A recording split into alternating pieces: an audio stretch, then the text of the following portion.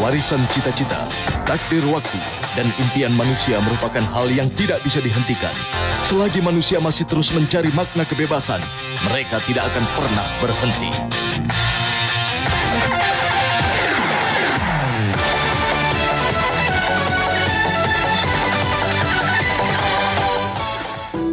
Assalamualaikum sahabat.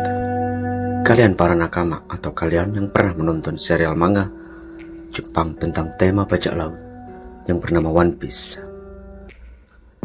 One Piece pertama kali dirilis dalam bentuk komik pada tanggal 22 Juli 1997. Sejak saat itu, perjalanan Monkey D. Luffy dan kru bajak laut topi jerami terus berlanjut hingga menjadi satu serial manga terpopuler dan terlama di dunia. One Piece ini diciptakan oleh Eiichiro Oda. Beliau adalah seseorang yang sangat idealis dan cerdas, meskipun tidak pernah menyatakan dirinya sebagai orang yang idealis. Hal ini ditunjukkan dalam karya-karyanya yang penuh dengan makna filosofis. Ini sangat menarik untuk kita bahas. Makna apakah yang ada dalam serial One Piece?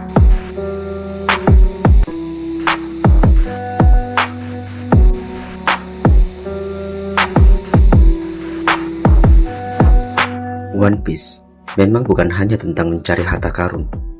Kisah ini adalah sebuah narasi epik yang melampaui petualangan biasa. One Piece juga bukan hanya sekedar kisah petualangan di lautan. Di balik petualangan Luffy yang penuh tawa dan tekad, tersembunyi cermin tajam yang merefleksikan realitas kehidupan kita. Petualangan gila Luffy dan krunya mencari harta karun, mengejar mimpi, dan menjadi orang yang paling bebas di lautan. Tapi pernahkah kita berhenti sejenak, melihat lebih dekat dan menyadari bahwa di balik tawa dan air mata, One Piece sebenarnya adalah cerminan kita tentang dunia yang kita tinggali, yang penuh dengan makna filosofis yang mendalam.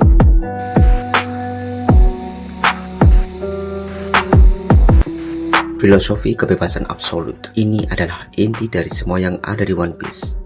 Bagi Monkey D. Luffy, menjadi raja bajak laut bukanlah tentang kekayaan atau kekuasaan, melainkan tentang mencapai kebebasan yang paling mutlak di dunia. Kebebasan ini bukan hanya berarti melakukan apapun yang ia mau, tetapi juga kebebasan untuk melindungi orang-orang yang ia cintai dari sistem yang menindas. Filosofi ini mengajarkan bahwa kebebasan sejati datang dari keberanian untuk melawan ketidakadilan dan hidup sesuai dengan prinsip kita sendiri, bukan dari aturan atau batasan yang ditetapkan oleh orang lain. Filosofi kebebasan absolut yang diusung oleh Luffy dan One Piece adalah dari aliran eksistensialisme. Eksistensialisme berfokus pada kebebasan individu, pilihan dan tanggung jawab untuk menciptakan makna hidupnya sendiri di dunia yang secara intrinsik tidak memiliki makna. Jean-Paul Sartre adalah salah satu tokoh utama eksistensialisme. Filosofi intinya, keberadaan mendahului esensi. Ini sangat cocok dengan karakter Luffy, berarti manusia dilahirkan tanpa tujuan atau sifat bawaan.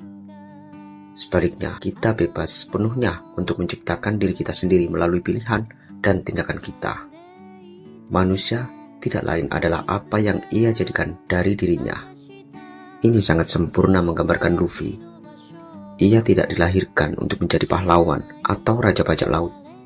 Ia menjadi raja bajak laut melalui keputusannya sendiri untuk berlayar, mengumpulkan kru dan melawan siapapun yang menghalangi jalannya. Ia menciptakan esensinya sendiri melalui keberadaannya.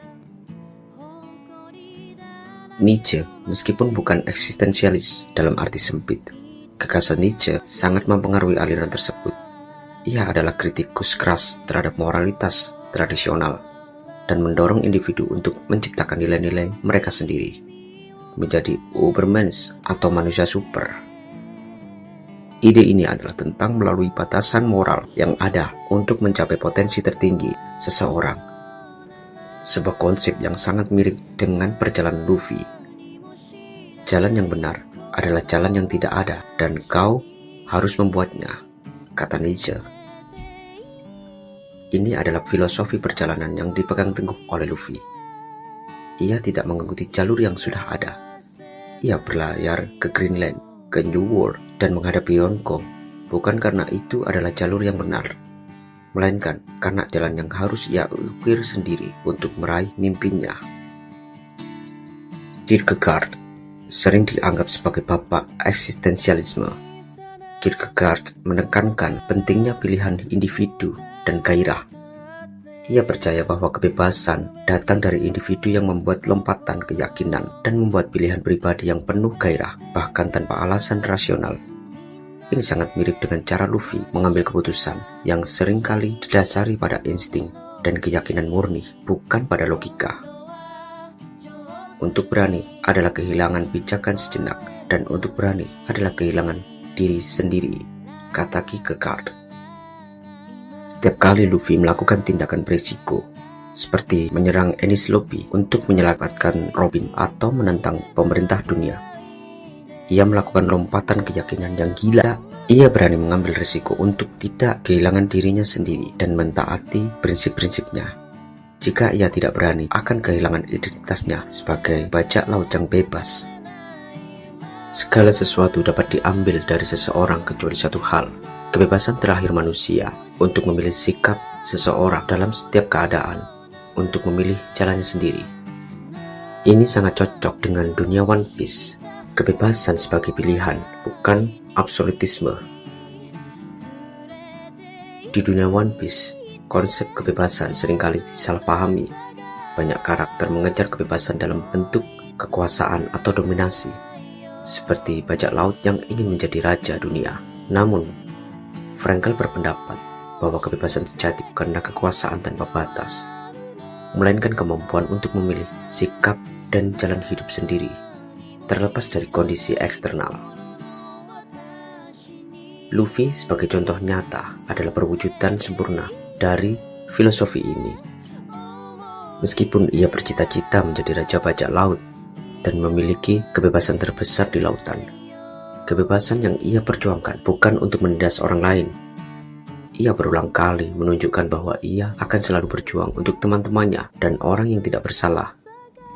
Bahkan ketika itu berarti menentang kekuatan dunia atau menempatkan dirinya dalam bahaya. Sikapnya tidak bergantung pada situasinya, melainkan pada nilai-nilai yang ia yakini. Kebebasan ini juga menggambarkan perjuangan banyak karakter lain, seperti Nico Robin yang harus memilih antara hidup dalam ketakutan atau memperjuangkan kebebasannya, dan akhirnya ia memilih untuk hidup.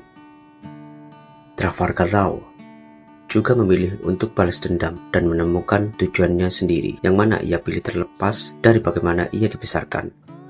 Bahkan karakter yang melawan bajak laut seperti Angkatan Laut dihadapkan pada pilihan moral. Beberapa seperti Smoker dan Fujitora mempertanyakan sistem mereka sendiri dan memilih untuk mengikuti keadilan mereka sendiri, bukan keadilan dari sistem itu sendiri. Frankel menekankan bahwa kebebasan yang sejati berhubungan erat dengan makna. Dalam One Piece, kebebasan sejati bukanlah tentang hidup tanpa aturan, melainkan tentang hidup yang bermakna. Bagi Luffy, makna itu adalah menjadi raja bajak laut yang bebas dan melindungi teman-temannya. Bagi Frankie, makna itu adalah membangun kapal impian. Setiap karakter penting memiliki jalan yang mereka pilih yang memberikan makna pada hidup mereka. Jadi, meskipun dunia One Piece dipenuhi dengan bajak laut yang mencari kebebasan, Frankel menawarkan perspektif yang lebih dalam. Kebebasan sejati bukan tentang apa yang kamu miliki atau seberapa banyak kekuasaanmu, melainkan tentang siapa dirimu dan pilihan apa yang kamu buat saat dihadapkan pada tantangan. Apa yang membuat masyarakat yang menjadikan One Piece sebagai simbol dalam perlawanan terhadap penindasan?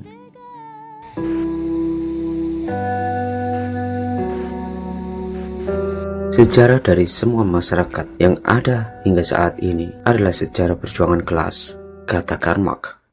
Pemerintahan dunia dan kaum bangsawan dunia atau Tenryubito, mereka mewakili kelas berkuasa yang menindas. Mereka menikmati kekayaan, kekuasaan absolut, dan hak istimewa. Sementara sebagian besar populasi dunia yaitu kelas proletariat atau rakyat jelata, hidup dalam penindasan, ketakutan, dan kemiskinan. Bajak laut topi jerami, pasukan revolusioner, dan para pahlawan lokal dari berbagai pulau seperti Alabasta dan Dressrosa terus-menerus berjuang untuk membebaskan rakyat dari cengkraman tiran. Ini adalah representasi langsung dari perjuangan kelas yang digambarkan oleh Marx. Revolusi dipandang sebagai kebutuhan seperti halnya Marx yang melihat revolusi sebagai satu-satunya jalan untuk mengubah tatanan sosial. Tokoh-tokoh seperti Monkey D. Dragon dan pasukan revolusioner juga meyakini bahwa perubahan total hanya bisa dicapai dengan menggulingkan pemerintahan dunia melalui revolusi. Secara keseluruhan, tirani dalam One Piece bukan hanya tentang satu penguasa jahat, melainkan tentang sebuah sistem kelas yang menindas.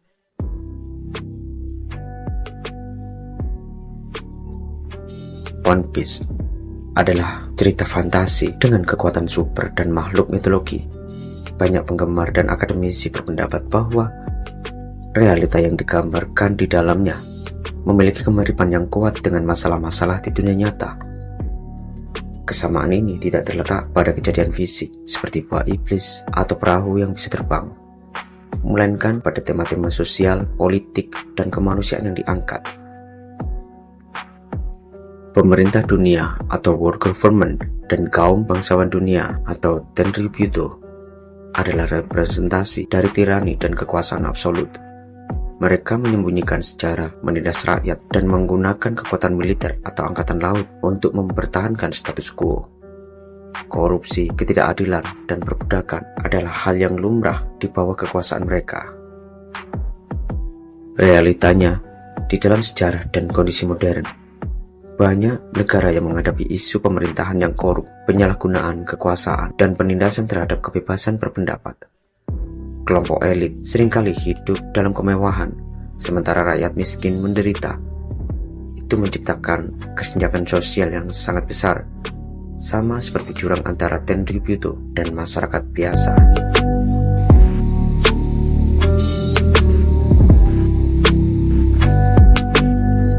Perjuangan di dunia One Piece bukanlah sekedar konflik antar kebaikan dan kejahatan. Ini adalah perang ideologi fundamental antara dua pandangan dunia yang bertentangan, yaitu determinisme yang dianut oleh penguasa dan eksistensialisme yang diperjuangkan oleh para pahlawan. Pemerintah dunia, terutama kaum bangsawan dunia, percaya pada takdir dan esensi yang telah ditetapkan sejak lahir. Mereka mendefinisikan siapa yang berhak berkuasa, siapa yang pantas hidup, dan apa kebenaran sejarah dalam sistem mereka. Jika Anda dilahirkan sebagai bangsawan dunia, Anda berhak menindas dan memiliki hak istimewa absolut. Ini adalah esensi Anda. Jika Anda dilahirkan sebagai rakyat biasa atau ras minoritas seperti manusia ikan, Anda ditakdirkan untuk tunduk. Esensi Anda adalah menjadi budak atau warga kelas 2. Mereka menyembunyikan abad kekosongan karena kebenaran sejarah adalah ancaman bagi takdir yang telah mereka tetapkan. Dalam pandangan ini, kebebasan tidak ada karena nasib sudah ditentukan oleh takdir yang mereka buat sendiri. Eksistensialisme bajak laut topi jerami, Luffy dan krunya adalah entitas dari pandangan tersebut. Mereka adalah manifestasi dari filosofi eksistensi mendahului esensi. Luffy tidak dilahirkan untuk menjadi raja bajak laut. Ia memilih jalannya sendiri, menciptakan tujuannya melalui tindakan dan pilihannya. Setiap langkah yang ia ambil, setiap kru yang ia rekrut adalah keputusan bebas untuk membentuk takdirnya sendiri. Mereka memberontak melawan sistem yang menindas karena sistem itu tidak masuk akal atau absurd. Mengapa sebuah pemerintahan memiliki hak mutlak untuk menghancurkan pulau, membungkam sejarah, dan memperbudak manusia? Bagi Luffy, itu tidak masuk akal dan ia menolaknya dengan lantang. Konflik utama dalam One Piece bukan hanya tentang bajak laut melawan marinir atau pemerintahan dunia. Ini adalah pertempuran antar kehendak bebas melawan determinisme yang mengikat dunia dalam takdir, tirani, dan kelas sosial. Luffy, dengan ambisi utopisnya untuk menjadi raja bajak laut, secara fundamental menolak ide bahwa takdir, tirani, dan kelas sosial dapat membatasi kebebasan. Setiap tindakannya, setiap aliansi yang ia buat, setiap musuh yang ia kalahkan adalah penolakan terhadap gagasan bahwa jalan seseorang telah ditentukan. Ia berjuang untuk membuktikan bahwa takdir bisa diciptakan oleh kehendak bebas, bukan hanya diterima. Inilah yang membuat perjuangan One Piece menjadi begitu mendalam dan sangat filosofis. Apa pendapat kalian tentang One Piece? Tuliskan di kolom komentar dan mari kita diskusikan secara sehat. Wassalamualaikum warahmatullahi taala wabarakatuh.